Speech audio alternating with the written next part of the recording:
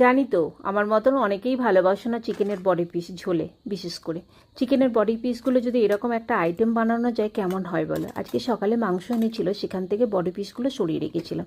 ছোট করে টুকরো করে কেটে ভালো করে ধুয়ে ম্যাগনেট করেছিলাম। ম্যাগনেটে কি মশলা দিয়েছিলাম জানো? আদা রসুন বাটা, গোলমরিচের গুঁড়ো, 2 চামচ কর্নফ্লাওয়ার, একটা ডিম আর একটু সাদা তেল। এবার মাখিয়ে এটাকে ফ্রিজে রেখে দেবো, সন্ধ্যাবেলা একটা কিছু বানানো যাবে। দেখো সন্ধ্যাবেলা চলে এসেছি রান্নাঘরে বানাবার জন্য।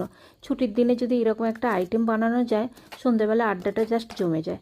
আজকে বানিয়েছিলাম সন্ধ্যাবেলা। বানাবার আগে একটু পেঁয়াজ আর একটু ক্যাপসিকাম কুচিয়ে নিয়েছিলাম, ঠিক চৌকো চৌকো করে কেটে একটা গ্রাইন্ডারের মধ্যে দিয়েছিলাম। এই গ্রাইন্ডারটা না খুব কাজের দেয় আমার।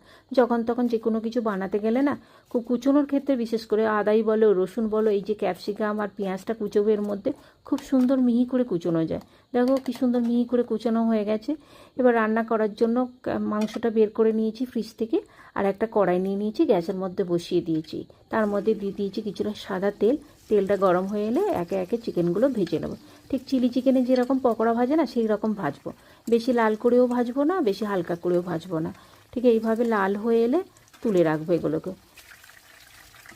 এবার ওই তেলের মধ্যে বাদবাকি যে চিকেনগুলো আছে সেগুলোও ভেজে নিই। একে একে দিয়ে সেগুলোও ভেজে নিতে হবে। এইভাবে ভেজে নেবো। এবার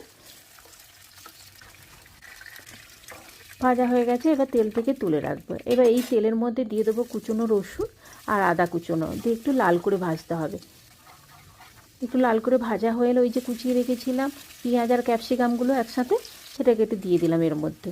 দিয়ে একটু নাড়াচাড়া করতে হবে। বেশি করে ভাজবো না, যাতে ক্যাপসিকামের গন্ধটা না চলে যায়। কাঁচা ক্যাপসিকামের গন্ধটা খুব ভালো লাগে। তার মধ্যে দিয়ে দিলাম কিছু sauce, tomato sauce, chili sauce আর সোয়া সস। ভালো করে একটু মিশিয়ে নিতে হবে। এই সময় দিয়ে দেবো স্বাদ মতন নুন, পরিমাণ মতন চিনি আর 1 চামচ মতন গোলমরিচের গুঁড়ো। দিয়ে একটু নাড়াচাড়া করে এরপর দিয়ে দেবো ভেজে রাখা চিকেনগুলো। ব্যাস একটু ভালো করে মিশিয়ে নিলাম। হয়ে গেল আমার চিকেনের এই আইটেমটা সন্ধ্যাবেলা আড্ডা দেওয়ার জন্য। চায়ের সাথে কেমন হয় বলো? বাড়ির সবাই যদি এরকম একটা আইটেম পায় না, জাস্ট জমে যাবে।